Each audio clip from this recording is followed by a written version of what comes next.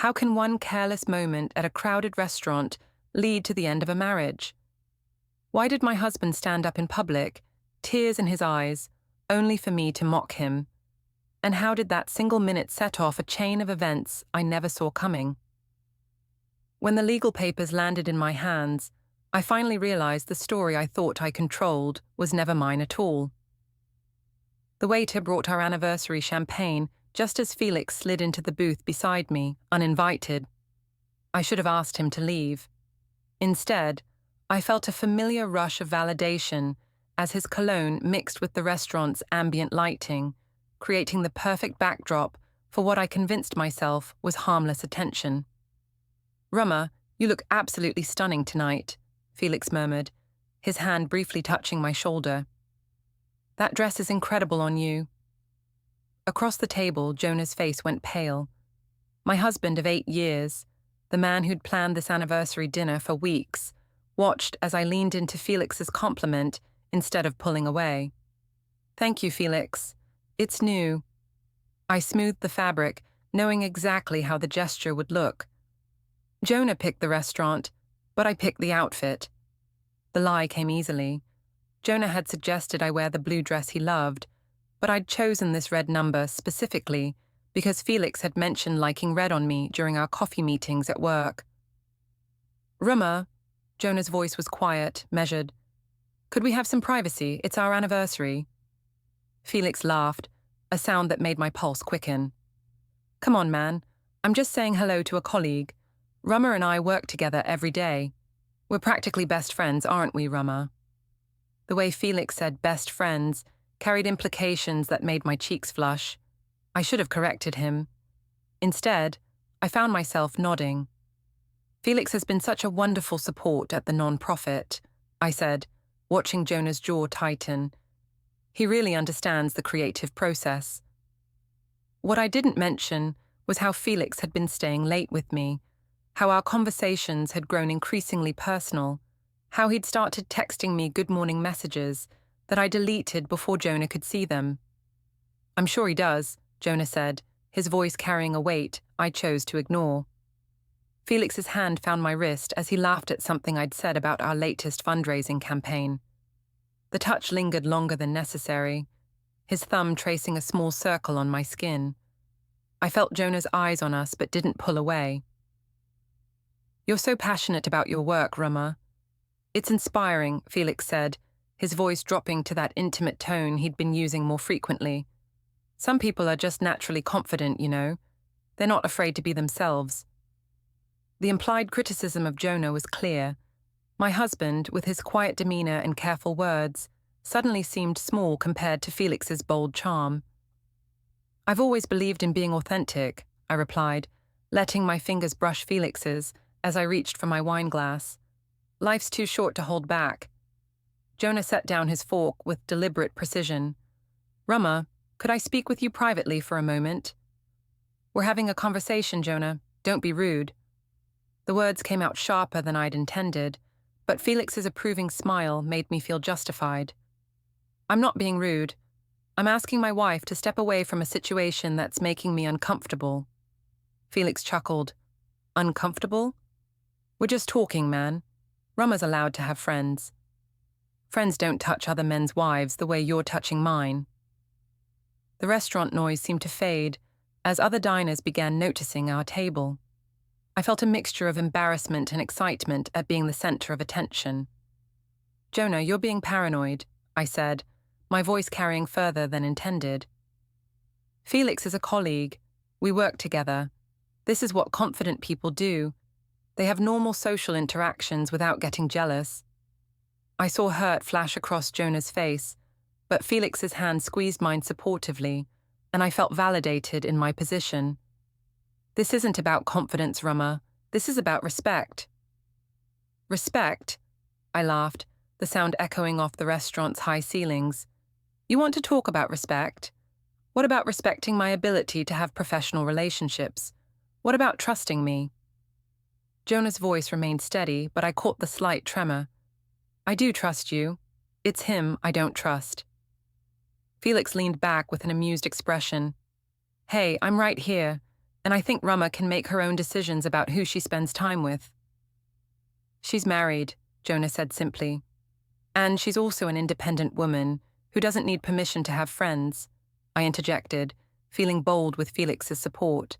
Maybe if you were more confident yourself, you wouldn't feel so threatened by my friendships. Before we dive deeper into this story, I have one small request.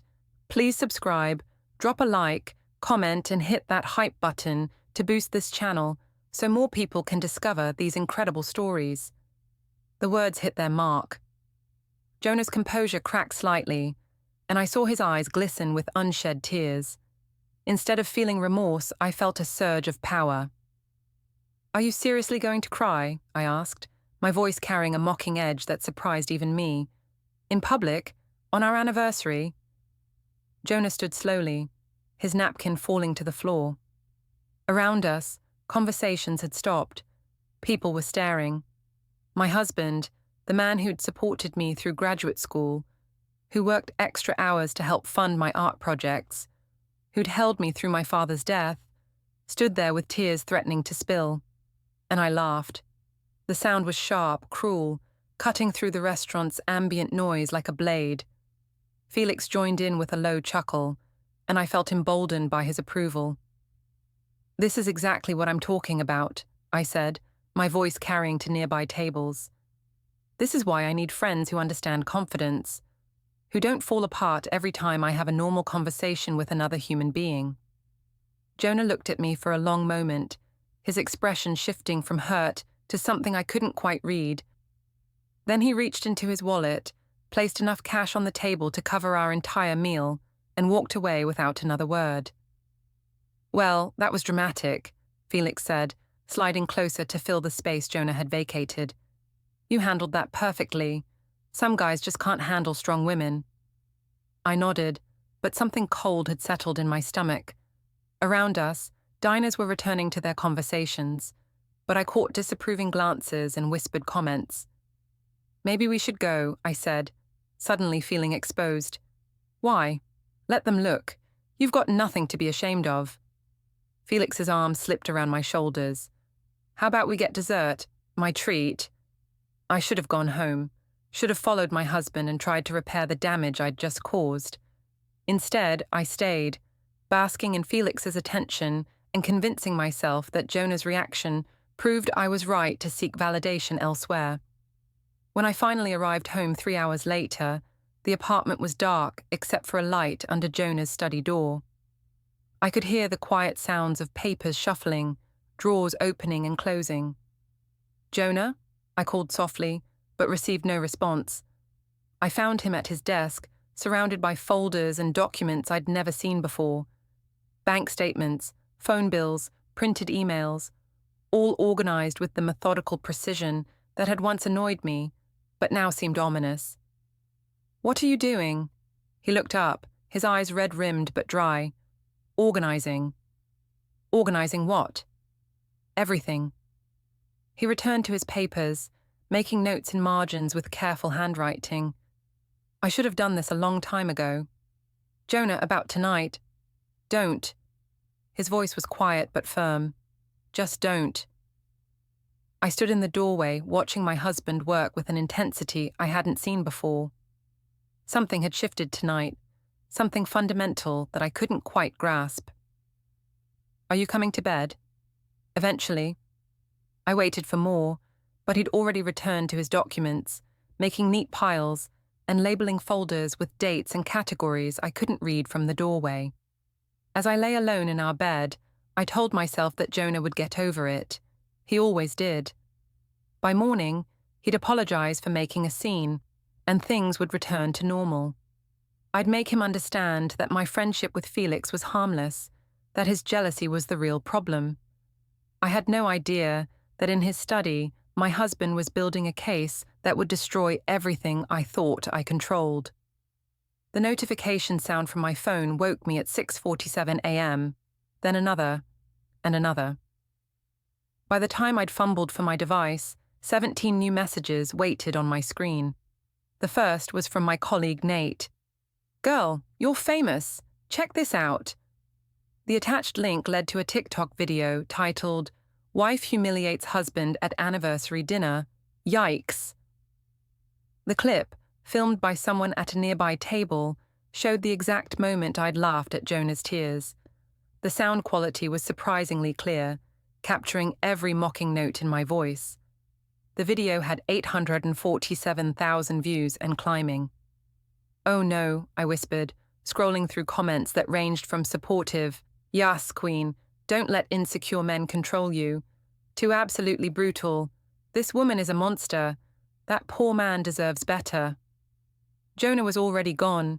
His side of the bed was cold, and I could hear the shower running in the guest bathroom, a bathroom he'd never used before. I wrapped my robe around myself and knocked on the guest room door. "Jonah, we need to talk about this video." "I've seen it," came his muffled response through the door. "It's not what it looks like. The angle makes everything seem worse than it was." The shower shut off, but he didn't respond. "Jonah, please. People are taking this completely out of context." The door opened, revealing my husband dressed for work, his hair still damp. His face held the same unreadable expression from the night before. "What context would make laughing at your husband's pain acceptable?" he asked quietly. "I wasn't laughing at your pain. I was laughing at the situation, at how ridiculous you were being over nothing." "Over nothing?" He repeated the words like he was testing their weight. "Right. Felix is just a friend. You know that." "Do I?"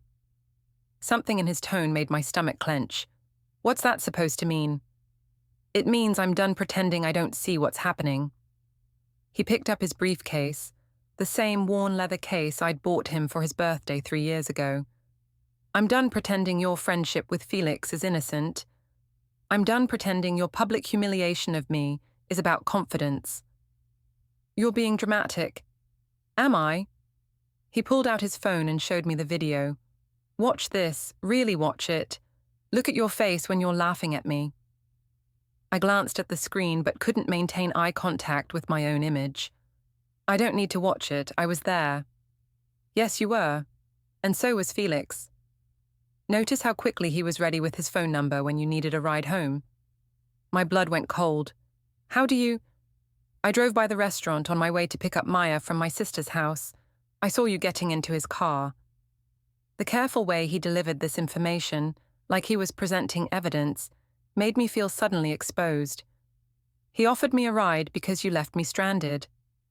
I left you with your anniversary dinner paid for and your lover ready to console you. You weren't stranded." "He's not my lover." "What is he then, Rama? Because friends don't text their married colleagues at midnight. Friends don't send good morning messages that get deleted before husbands can see them. Friends don't touch each other the way he touches you." Each statement hit like a physical blow. "You've been checking my phone?" "I didn't need to. You've been sloppy. Your laptop stays logged into your messages. Your email notifications pop up on the kitchen tablet. You've been hiding things in plain sight."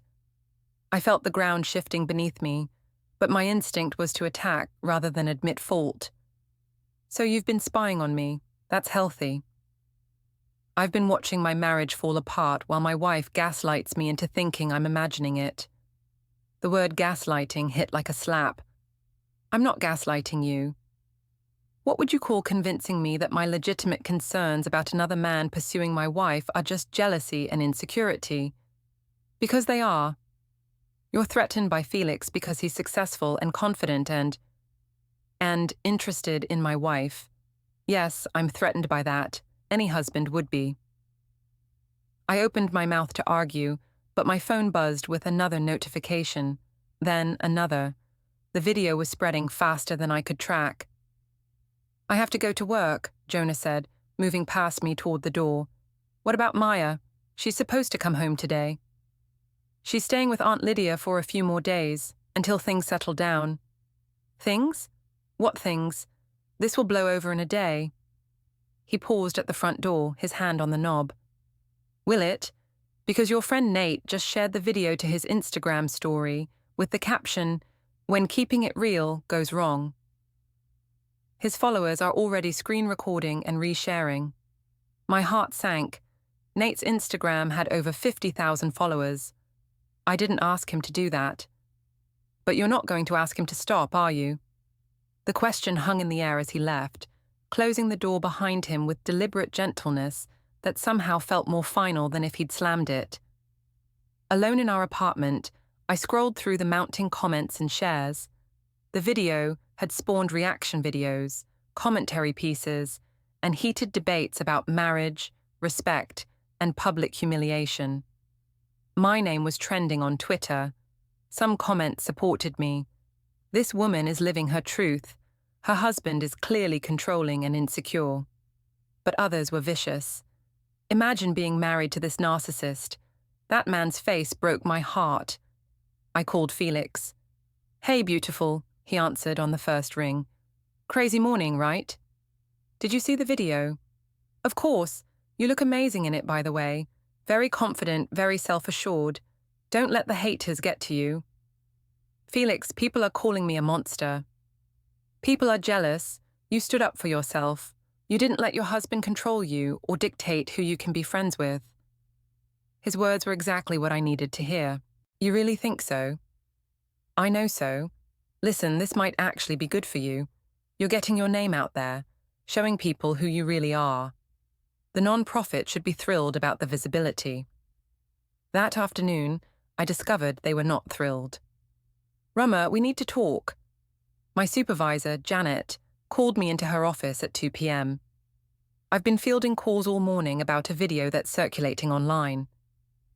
"It's being taken out of context," I said, settling into the chair across from her desk. "Is it? Because I watched it several times, and the context seems pretty clear. You publicly humiliated your husband at your anniversary dinner while another man had his hands all over you. Felix is a colleague. We were having a professional conversation. At your anniversary dinner, while your husband was visibly upset." Janet pulled up the video on her computer and turned the screen toward me. "Rummer, 3 major donors have called this morning threatening to pull their funding if you remain the face of our family outreach programs. They're saying they can't support an organization represented by someone who shows such disrespect for marriage and family values." My stomach dropped. "That's not fair. My personal life shouldn't affect my work."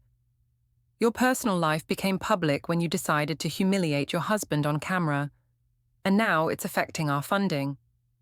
"What are you saying?" "I'm saying you need to take some time off. Let this blow over. Issue a public apology, maybe." "An apology? For what? For being confident? For not letting my husband's insecurity control me?" Janet's expression hardened. "For publicly mocking your husband's pain while another man groped you at your anniversary dinner. That's what you need to apologize for." I left the office feeling shaken, but determined not to show weakness. I posted a defiant message on my Instagram. To everyone commenting on my personal life, I refuse to apologize for being a strong, independent woman who doesn't need her husband's permission to have friends.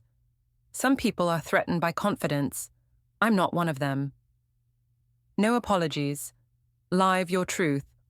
#strong women. The post got mixed reactions, but Felix's immediate comment boosted my confidence. "This is why I admire you. Never apologize for being yourself." That evening, Jonah came home with more folders. I watched from the kitchen as he spread documents across the dining room table, photographing each page with methodical precision.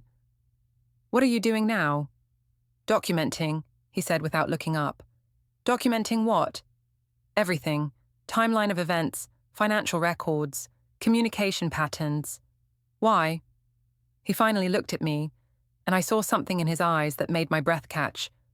"Because I'm done being married to someone who thinks humiliating me is a form of self-expression." "Jonah, you're overreacting. It's one video."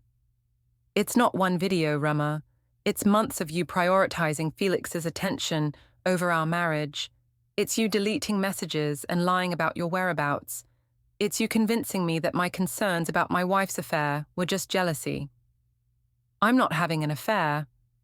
"What would you call it then?" I opened my mouth to answer but found I couldn't form the words. Because what was I calling it? The late-night texts, The secret meetings, the way my pulse quickened when Felix touched me. I call it friendship, I finally said. Jonah nodded slowly. Right, friendship. He returned to his documents. Well, your friendship just cost you your job, damaged our family's reputation, and humiliated our daughter's father in front of thousands of strangers. But I'm sure it's worth it.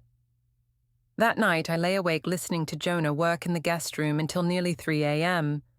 The sounds of papers shuffling, keyboard clicking, and printer running created a steady rhythm that felt like a countdown to something I couldn't name.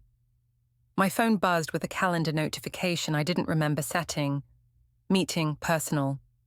Thursday, 4:05 p.m.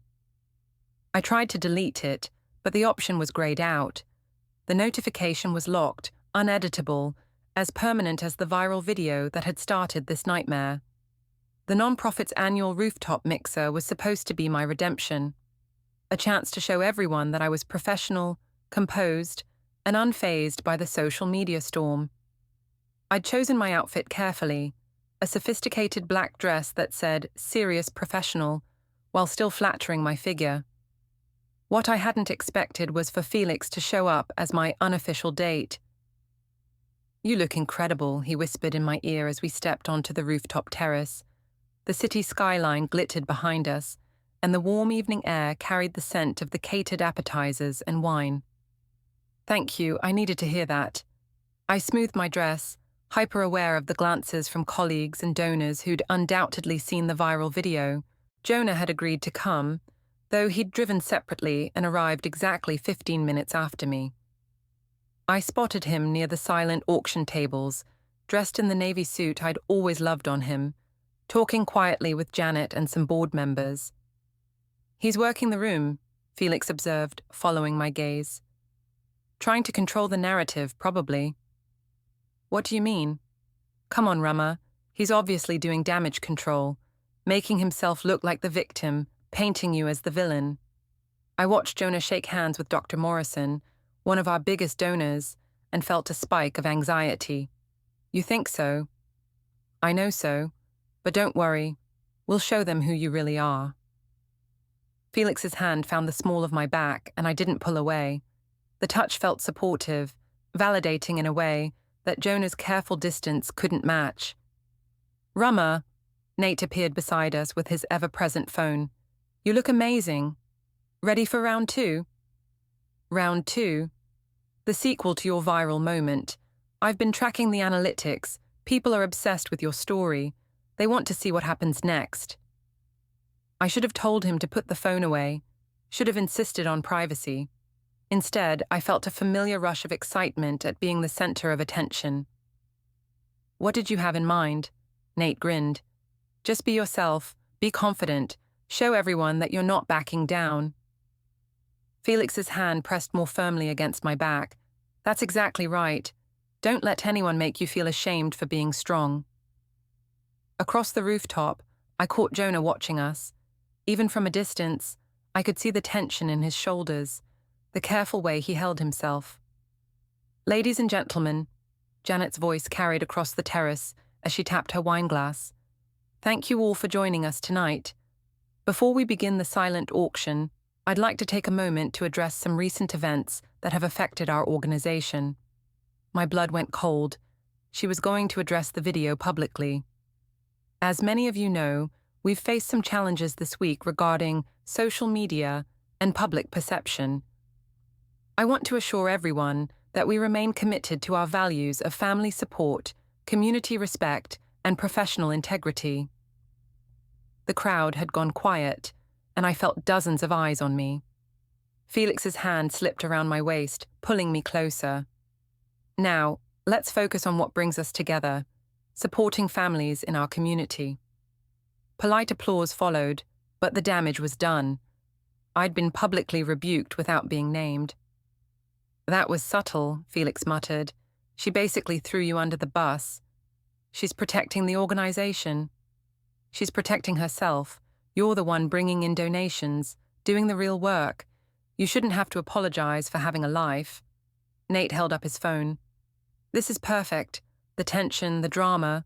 People are going to eat this up." Put that away, I hissed, suddenly aware of how this would look. Why? You're not doing anything wrong. You're at a work event with a colleague. If people want to make it into something else, that's their problem. Felix's arm tightened around me. He's right. You have nothing to hide. But I did have something to hide. I had the way my heart raced when Felix touched me. I had the deleted text messages and the secret coffee meetings. I had the growing distance between Jonah and me that I'd been filling with Felix's attention. Rumma. Jonah's voice came from behind me. I turned to find my husband standing 3 feet away, his expression unreadable. Up close, I could see the careful control he was maintaining, the way his jaw was set. Jonah, I didn't see you come over. I wanted to talk to you, privately. Felix's arm didn't move from my waist. We're in the middle of a conversation, man. I wasn't talking to you. Jonah's voice remained level, but something dangerous flickered in his eyes. Well, I'm talking to you, Felix replied, his tone challenging. Rumma doesn't need your permission to socialize at her own work event. She needs her husband's permission to let other men grope her in public. The words carried further than intended, and nearby conversation stopped. I felt the weight of attention settling on us like a spotlight. Nobody's groping anyone, I said quickly, but I didn't step away from Felix. Really? Jonah's gaze dropped to where Felix's hand rested on my hip. What would you call that? I'd call it normal human contact between friends, Felix interjected. Maybe if you weren't so uptight, you'd understand that. Maybe if you weren't pursuing a married woman, I wouldn't need to understand anything. The accusation hung in the air like a challenge. Around us, people were definitely listening now. Phones were appearing, and I realized we were creating another viral moment. You're being paranoid, I said, but my voice sounded weak even to me. Am I? Jonah pulled out his phone and showed me the screen. Felix texted you 43 minutes ago, asking if you wanted to slip away early and grab drinks somewhere private. Should I read it out loud? My face burned. You went through my phone? I didn't need to. It's connected to the tablet at home. I see every message. Felix's hand slipped from my waist. Dude, that's seriously invasive. What's invasive is texting another man's wife asking her to sneak away from a public event for private drinks. It was just a suggestion, I said weakly. It was a proposition, Jonah corrected, and you were considering it. I can see your typing indicators. The humiliation was overwhelming. Everyone was staring now. Phones were recording, and I felt trapped between my husband's accusations and Felix's expectant gaze. You know what? I said, my voice rising. Yes, I was considering it, because maybe I'm tired of being married to someone who treats me like a possession. Maybe I want to spend time with someone who appreciates me. The words came out louder than I'd intended, carrying across the rooftop. I saw Janet's horrified expression, Dr. Morrison's disapproving frown, and the eager faces of people recording every word. Someone who appreciates you, or someone who's trying to sleep with you? Jonah asked quietly. That's not... Because there's a difference, Rumma. And if you can't see it, then we have bigger problems than I thought. Felix stepped closer to me, his hand returning to my back in a gesture of support that felt more possessive than comforting. She doesn't have to justify her friendships to you. She doesn't have to justify anything, Jonah agreed. She just has to choose. The ultimatum hit like a physical blow. Choose what? Choose whether you want to be married or whether you want to keep playing these games with him. I looked around at the crowd of faces watching us, at Nate's phone capturing every moment, at Felix's encouraging smile and Jonah's steady gaze. I shouldn't have to choose between my marriage and my friendships. You're right, Jonah said. You shouldn't. But when your friendships look like affairs, and your friends are actively trying to seduce you, choices become necessary. He's not trying to seduce me. Felix's laugh was low and intimate. Would it be such a bad thing if I was? The question hung in the air like a bomb waiting to explode. I felt Jonah's sharp intake of breath, saw the shock on nearby faces, heard the collective gasp from our audience. Felix, I whispered, horrified. What? It's an honest question. You're beautiful, intelligent, passionate. Any man would be lucky to be with you. She's married, Jonah said, his voice deadly quiet.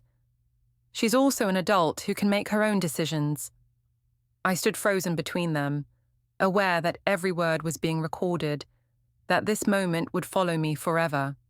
I should have shut it down, should have walked away, should have chosen my husband over the intoxicating validation Felix offered. Instead, I heard myself say, maybe Jonah's right, maybe I do need to choose. Jonah's face went very still. And? I looked at Felix, at his confident smile and encouraging nod. I looked at Jonah, at the careful way he was holding himself together in front of dozens of people. I thought about the viral video, the damaged reputation, the job I was already losing. I choose to be happy, I said finally. It wasn't really an answer, but everyone understood what I meant. Felix's smile widened. Jonah's face went blank. I see, Jonah said softly. Then, louder, thank you for clarifying that. He turned and walked away, not hurrying, not making a scene, just walking away with the same careful dignity he'd maintained throughout this nightmare. Felix's arm slipped around my shoulders. You did the right thing. You chose yourself. But as I watched my husband disappear into the elevator, I felt something cold settle in my chest. Around us, conversation slowly resumed, but I caught the whispered comments, the judgmental looks, the phone still recording. This is going to be everywhere by tomorrow, Nate said gleefully, already uploading the footage. Good, Felix said. Let people see a woman who's not afraid to live her truth. But I wasn't sure anymore what my truth was. All I knew was that I'd just chosen Felix over Jonah in front of half the non-profit community, and there was no taking it back. That night, I came home to find the guest room empty and Jonah's clothes gone from our closet. He'd left a note on the kitchen counter. I'll be staying at my sister's until further notice. My lawyer will be in touch. The word lawyer hit me like a physical blow. This wasn't just a fight anymore. This was something much bigger, much more final than I'd ever imagined. I called Felix, needing reassurance, but his phone went straight to voicemail. For the first time since this started, I was completely alone with the consequences of my choices. The silence in our apartment was deafening. 3 days had passed since the rooftop incident, and Jonah hadn't returned a single call or text.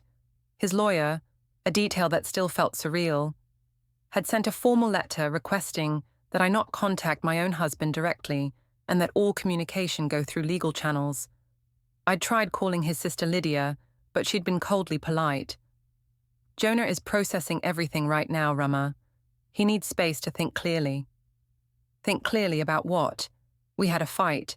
Married couples fight. Married couples don't usually humiliate each other on viral videos and then choose other men over their spouses in front of dozens of witnesses.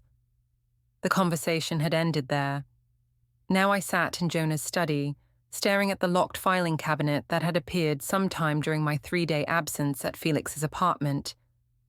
Yes, I'd stayed at Felix's place, not because we'd slept together, but because I'd needed someone who understood my perspective, someone who didn't make me feel like a monster for wanting attention and validation.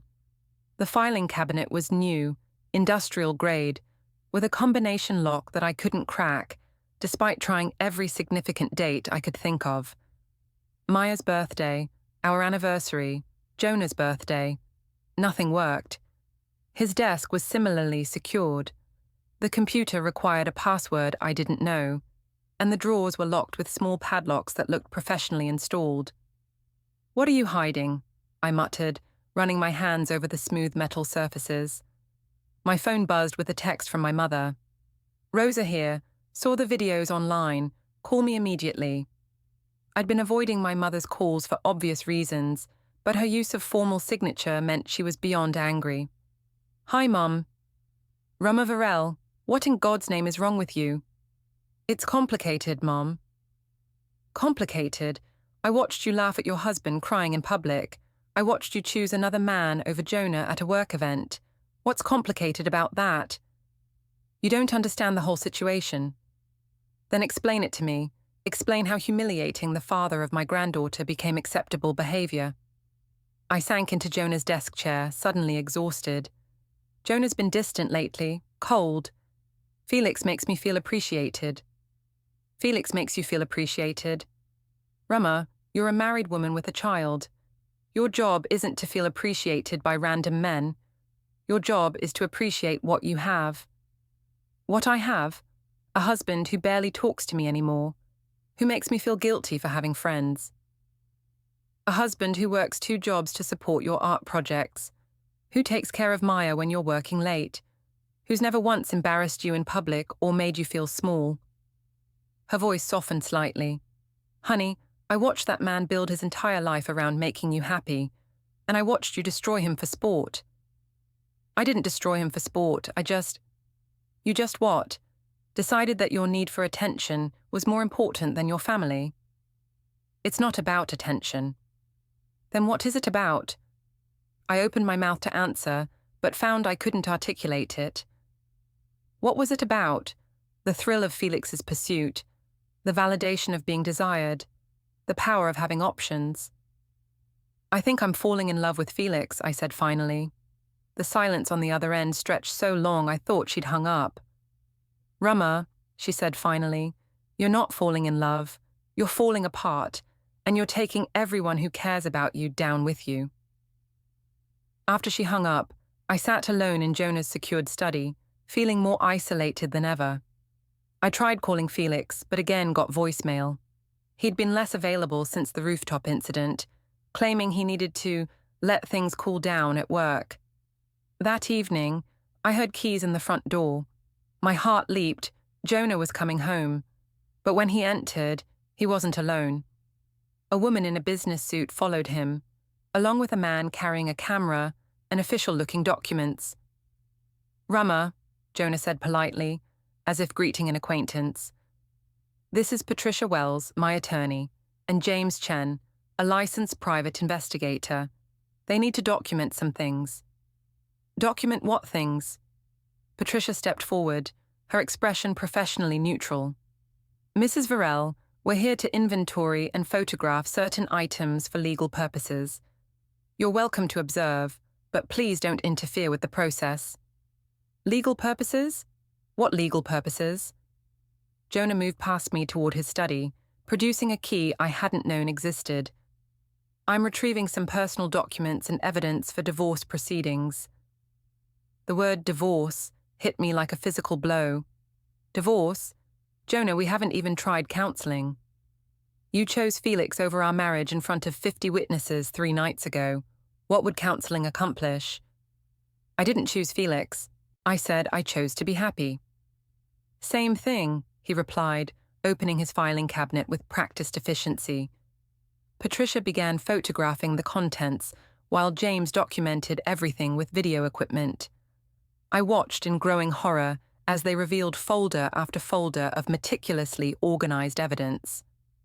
Bank statements showing unusual spending patterns, Patricia noted aloud. Phone records highlighting frequent contact with Felix ran.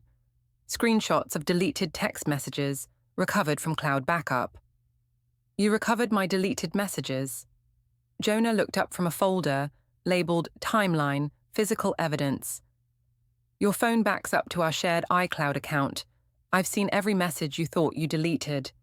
That's invasion of privacy. Reading messages on my own family's shared account isn't invasion of privacy. Hiding an affair from your husband is betrayal of trust. It's not an affair. Patricia pulled out a printed message thread. Mrs. Varell, would you like me to read some of these texts aloud? Because they paint a fairly clear picture of emotional and physical infidelity. I felt the blood drain from my face. Physical infidelity? We never... I can't stop thinking about your hands on me last night, Patricia read from the printout. Jonah's working late again. Want to come over? I've never felt this way about anyone before. Those are taken out of context. Jonah closed the filing cabinet and turned to face me. What context would make those messages appropriate for a married woman to send to a man who isn't her husband? Felix and I have a connection, an emotional connection. That doesn't mean... It doesn't mean what, Rama? That you've been planning to leave me for him? Because there are messages about that too. James continued filming as Patricia photographed each document. The methodical nature of their work was terrifying. This wasn't an emotional reaction to our fight. This was a carefully planned legal strategy. "How long have you been planning this?" I asked. "Since the night you laughed at me crying in the restaurant. That's when I realized you weren't the woman I married anymore." "People change, Jonah. That doesn't mean our marriage has to end." "You're right, people change. But you didn't just change. You replaced me. You replaced our marriage with whatever fantasy Felix has been selling you." Patricia closed her briefcase with a decisive snap. "I think we have everything we need." "Wait," I said desperately. "What happens now?" Jonah picked up a small suitcase I hadn't noticed him bring. "Now you get served with papers, probably tomorrow." "Served with papers? You're really doing this?" "I'm protecting myself and Maya from further damage. You've made it clear that our marriage isn't your priority." "Maya? What about Maya?" "Maya will be fine. She'll live primarily with me, with supervised visitation for you until you can demonstrate stability." "Supervised visitation? I'm her mother."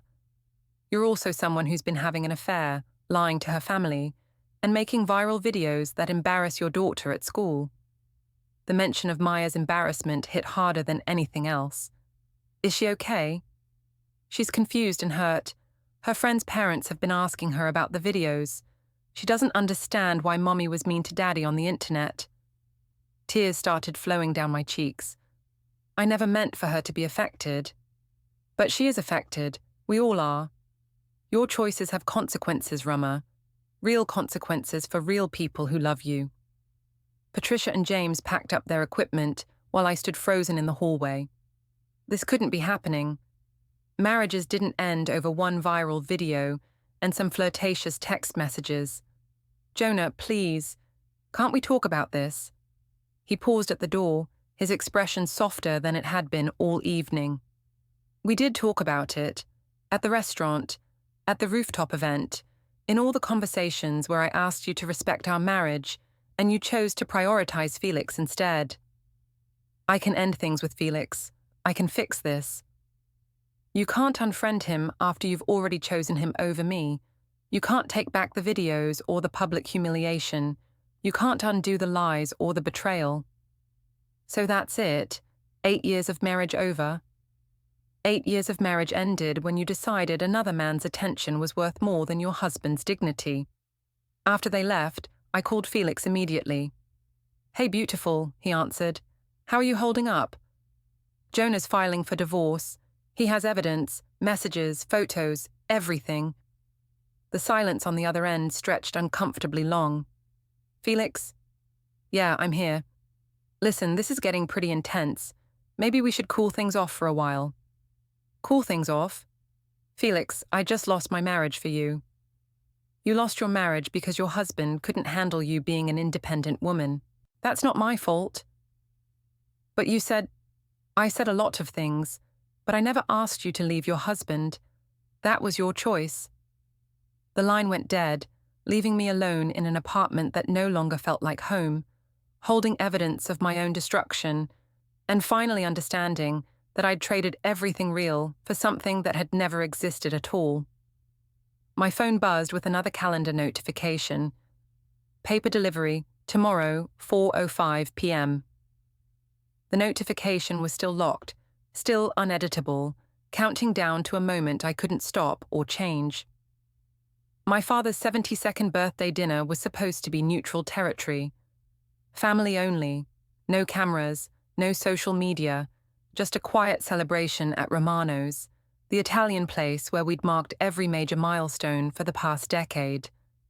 I'd begged Jonah to bring Maya, promising to keep things civil. He'd agreed, but only after extracting a promise that Felix wouldn't be mentioned and that I wouldn't cause any scenes. "I just want one normal evening with my family," I'd pleaded over the phone. "Then act normal," he'd replied simply. Now, Sitting across from my parents while Maya colored quietly beside Jonah, I realized how impossible normal had become. The viral videos had reached even my father's retirement community. My mother's friends had been asking questions. My brother David kept shooting me concerned glances, while his wife Jennifer avoided eye contact entirely. "So," my father said, cutting into his chicken parmesan, "how's work going, sweetheart?" The innocent question hit like a landmine. "It's fine, Dad." "Really? Because Mrs. Patterson from the community centre mentioned seeing you on the internet. Something about a work event?" My mother shot him a warning look, but he continued obliviously. "She said you looked very confident, very modern, though she was concerned about that young man who seemed very friendly." "Dad," David interjected, "maybe we should focus on your birthday." "I'm just making conversation. I'm proud that Rumma's not letting anyone control her. Too many women let their husbands dictate their friendships." The irony of my father defending me while having no idea what he was actually defending made my stomach churn. Across the table, Jonah continued cutting Maya's pasta with mechanical precision. "How's Maya's school going?" Jennifer asked, clearly trying to change the subject. "It's good," Maya answered in her small voice, "except some kids ask me about the videos." The table went silent. My parents looked confused. David and Jennifer looked uncomfortable, and Jonah's jaw tightened almost imperceptibly. "What videos, sweetheart?" my mother asked gently. "The ones where Mommy laughed at Daddy. Emma's mum showed her, and Emma asked me why Mommy was mean." The innocent words hit the table like grenades. My father's fork stopped halfway to his mouth.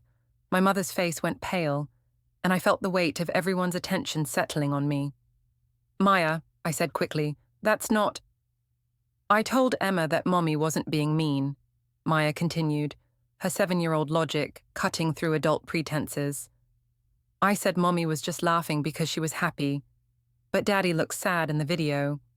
Why were you happy when Daddy was sad?" The question hung in the air like an accusation. Around us, other diners were beginning to notice our table. Phones were discreetly appearing, and I realized we were about to create another viral moment. "Sometimes adults have complicated feelings, baby," I said weakly. "But you laughed when Daddy cried. That's not nice." "Maya," Jonah said softly, "why don't you tell Grandpa about your art project?" But Maya wasn't finished. "And who is that man touching you? You don't like it when strangers touch me." The innocence of her observation was devastating.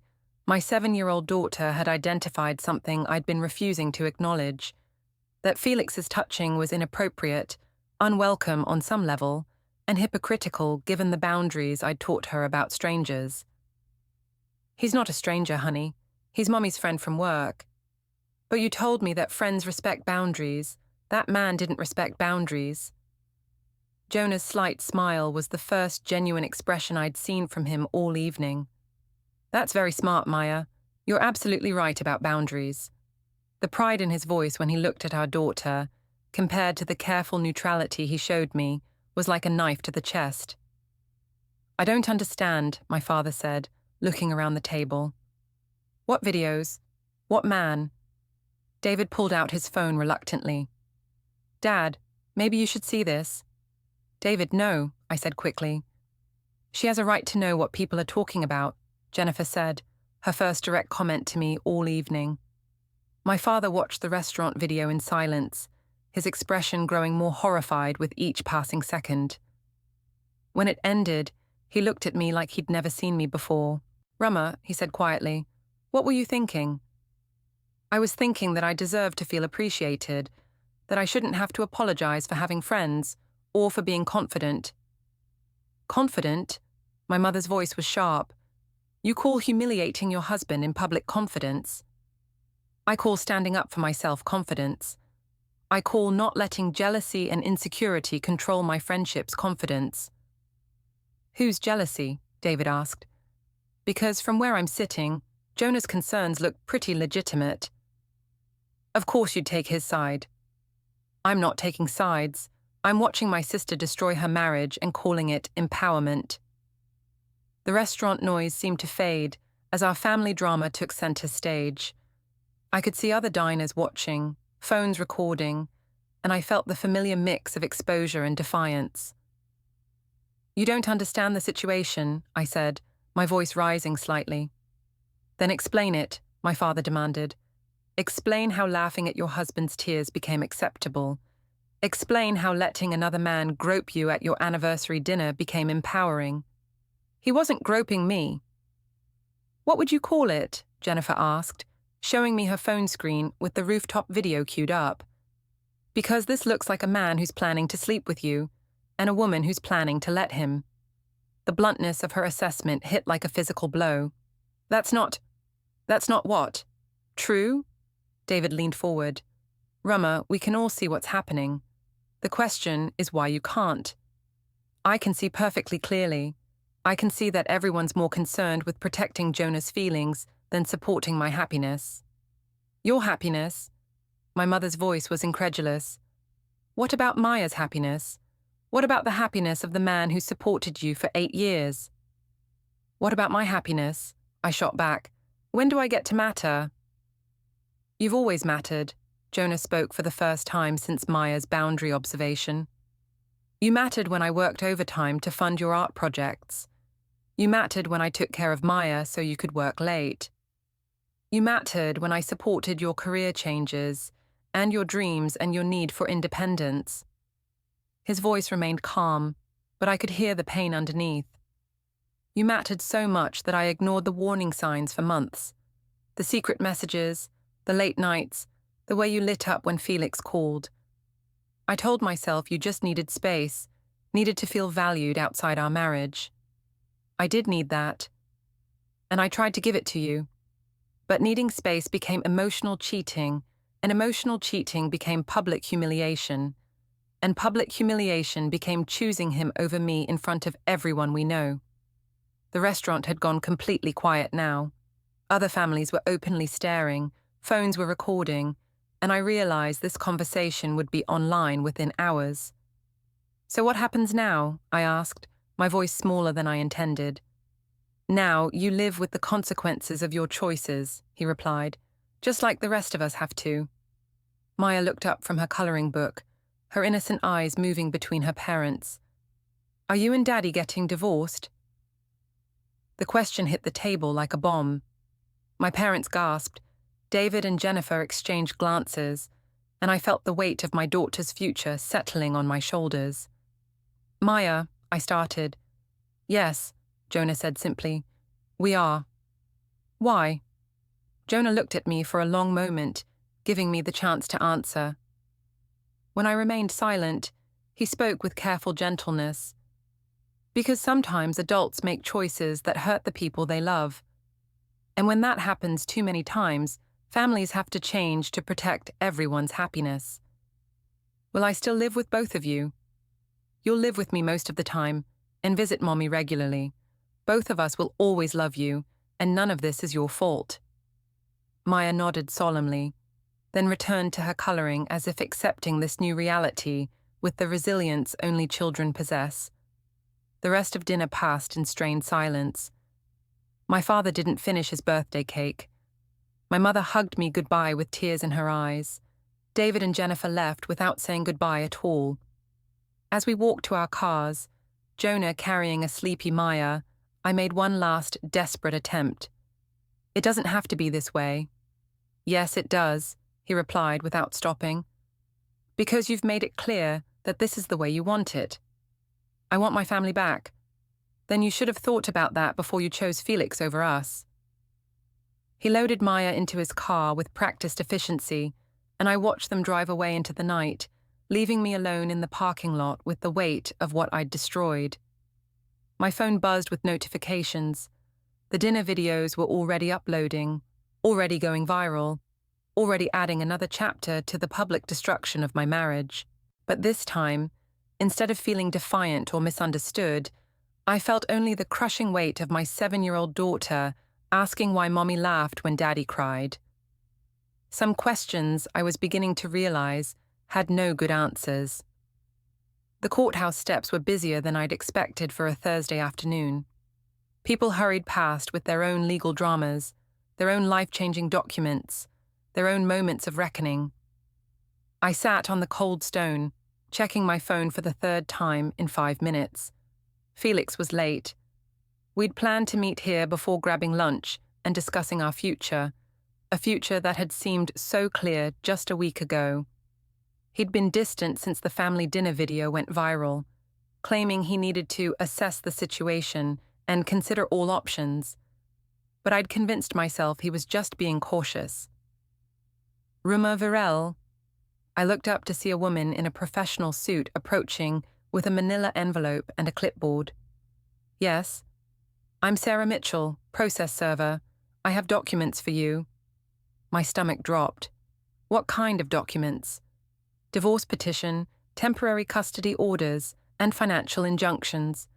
Please sign here acknowledging receipt. The world seemed to tilt sideways. I knew this was coming. Jonah had been clear about his intentions, but seeing the official papers made it devastatingly real.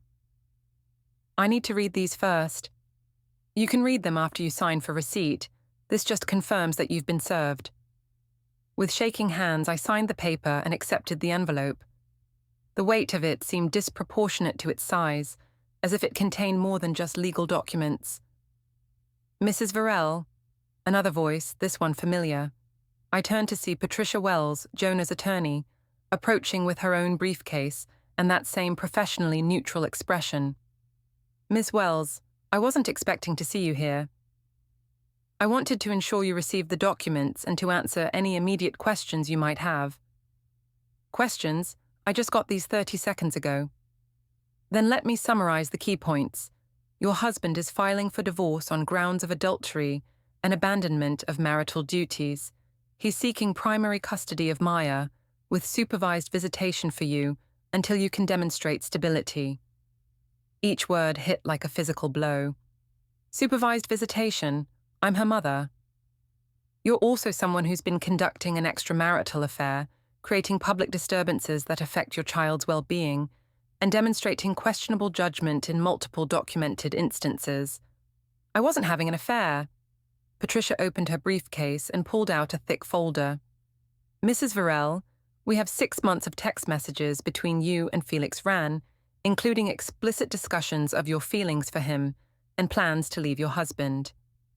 We have video evidence of inappropriate physical contact at multiple public events. We have witness statements from colleagues, family members, and friends documenting your behavior. She handed me a photograph that made my blood run cold. It showed Felix and me on his apartment balcony 3 nights ago, his arms around me, my face turned up toward his. The angle made it look far more intimate than the moment had actually been. Where did you get this? Mr. Virel hired a private investigator after the rooftop incident.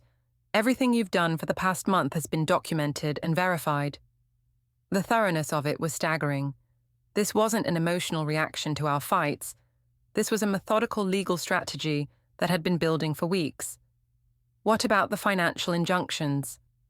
All joint accounts have been frozen pending asset division.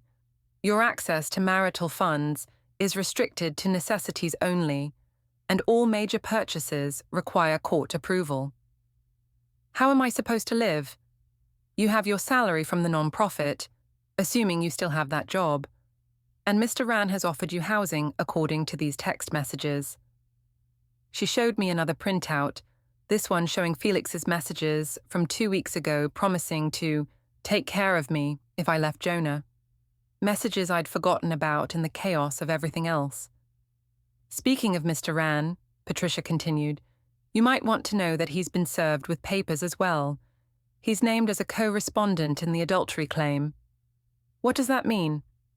It means he can be held legally and financially responsible for contributing to the breakdown of your marriage. His employer has also been notified of his conduct with a married colleague. My phone rang and Felix's name appeared on the screen. With shaking hands, I answered. Felix, thank God, I'm at the courthouse and... Rummer, I can't do this anymore. The words hit me like ice water. Can't do what? This whole situation, The legal stuff, the drama, the videos. It's too much. But you said you'd support me. You said we had a connection. We did have a connection, but I never signed up for divorce courts and custody battles and being named in legal documents. People were walking past us on the courthouse steps, and I realized I was having another public breakdown. Patricia watched with clinical interest while I felt my world collapse in real time. You can't just abandon me now. I lost my marriage for you. You lost your marriage because you made choices. I never asked you to leave your husband. You encouraged me. You said I deserved better. I said a lot of things, but that was before this turned into a legal nightmare. The line went dead, leaving me staring at my phone in disbelief. Patricia closed her briefcase with a decisive snap. Mrs. Varel, I need to inform you that your husband will be here shortly to retrieve some personal items from your apartment. You're welcome to be present, but please don't interfere with the process. He's coming to the apartment? With a police escort, as required by the restraining order. What restraining order? She handed me another document from her briefcase. Temporary restraining order preventing you from harassing, threatening, or interfering with Mr. Varel or his legal proceedings. It was granted this morning based on your pattern of public confrontations and emotional volatility. I stared at the document, trying to process that my own husband had taken out a restraining order against me. This is insane. I never threatened him. You publicly humiliated him multiple times, chose another man over him in front of witnesses, and created viral content that damaged his reputation and affected his child. The court considers that harassment. A black sedan pulled up to the courthouse, and I watched in growing horror as Jonah stepped out, followed by Maya and his sister Lydia. He was dressed in a dark suit that made him look older, more serious, and completely in control of the situation. "Daddy!" I called out, forgetting about the restraining order. Jonah looked at me with an expression I'd never seen before. Not anger, not hurt, but complete emotional distance. Like I was a stranger he'd never particularly liked. "Rummer," he said politely, "I see you've been served." "Jonah, please, we can work this out. We can go to counseling. We can follow the legal process that you made necessary," he interrupted. "Patricia, are we ready to proceed?" "Yes, sir. Mrs. Varel has been fully informed of the terms." Maya ran toward me, and I knelt down to hug her, desperate for some connection to my family. "Mommy, are you okay? You look sad." "I'm fine, baby. Mommy's just having a difficult day." "Daddy says you're going to live in a different house now." "Maybe, sweetheart, but I'll still see you all the time." "Actually," Patricia interjected, "visitation will be limited to supervised sessions twice a week until the court determines otherwise." "Supervised by whom?" "Court-appointed monitors. Your first session is scheduled for Saturday at 2 p.m. The clinical nature of it was devastating. My own daughter, whom I'd carried for 9 months and raised for 7 years, would now see me only under official supervision. Jonah approached, with the same careful distance he'd maintained since this nightmare began. Up close, I could see that he'd lost weight, that there were new lines around his eyes, but also that he carried himself with a dignity I'd forgotten he possessed. "I want you to know," he said quietly, "that I don't hate you. I'm not doing this out of revenge or anger. I'm doing this because Maya deserves a stable home, and I deserve a life where I'm not constantly humiliated and betrayed. I never meant to hurt you. But you did hurt me, repeatedly, and when I asked you to stop, you chose to hurt me more publicly. I was confused. I made mistakes. You made choices, Rummer. Deliberate, calculated choices that prioritized your ego over our family." Patricia cleared her throat. "Mr. Varel, we should proceed with the property retrieval." "Of course." He turned back to me with that same polite distance. "The locks will be changed after today. Your personal belongings will be packed and delivered to whatever address you provide." "You're kicking me out of my own home?" I'm protecting my daughter from further instability. The court has awarded me temporary custody and residence. The finality of it was overwhelming. In less than 30 minutes, I'd lost my husband, my daughter, my home, and my future, all because I'd chosen Felix's validation over Jonah's steadfast love. "What about Felix?" Maya asked innocently. "Will he visit the new house?" The question hung in the air like a challenge. Jonah's expression didn't change, but I saw something flicker in his eyes. "No, sweetheart," I said quietly. "Felix won't be visiting." "Why not? I thought he was your special friend." The innocence of her question was devastating. My 7-year-old daughter had understood what I'd been too selfish to acknowledge, that Felix was more than just a friend, and that his presence in our lives had destroyed our family. Sometimes friendships end, Maya. Sometimes people realize they made mistakes. Jonah nodded slightly, the first sign of approval he'd shown me in weeks. "That's very mature of you to say. It doesn't change anything, does it?" "No," he said simply. "It doesn't. But it's a start." As they walked up the courthouse steps to finalize the paperwork that would end our marriage, I sat alone on the cold stone, holding divorce papers and watching my family disappear into their new life without me. My phone buzzed with a notification. Another video had gone viral, this one showing Felix and me on his balcony with the caption, "Homewrecker gets served." The comments were brutal, but for the first time, I couldn't argue with them. I had destroyed my marriage for a man who'd abandoned me the moment things got difficult. I'd chosen temporary validation over permanent love. I'd traded everything real for something that had never existed at all. The courthouse steps were emptying as the afternoon wore on, leaving me alone with the consequences of every choice I'd made since that first night I'd let Felix touch my hand at dinner. Jonah had been right about everything. Felix had been using me. My family had been trying to warn me, and I'd been too intoxicated by attention and validation to see any of it clearly. Now, sitting on the courthouse steps with divorce papers in my lap and my phone buzzing with notifications about my latest viral humiliation, I finally understood what I'd lost. But understanding came too late. Jonah walked out of the courthouse with Maya's hand in his, both of them looking toward a future that no longer included me. He'd regained his dignity through calm, methodical action, while I'd lost everything through impulsive, selfish choices. As they drove away, I realized that sometimes the person who stays quiet, who documents everything, who follows the rules and protects their family, wins in the end. And sometimes the person who laughs at their husband's tears loses everything in exactly 1 minute.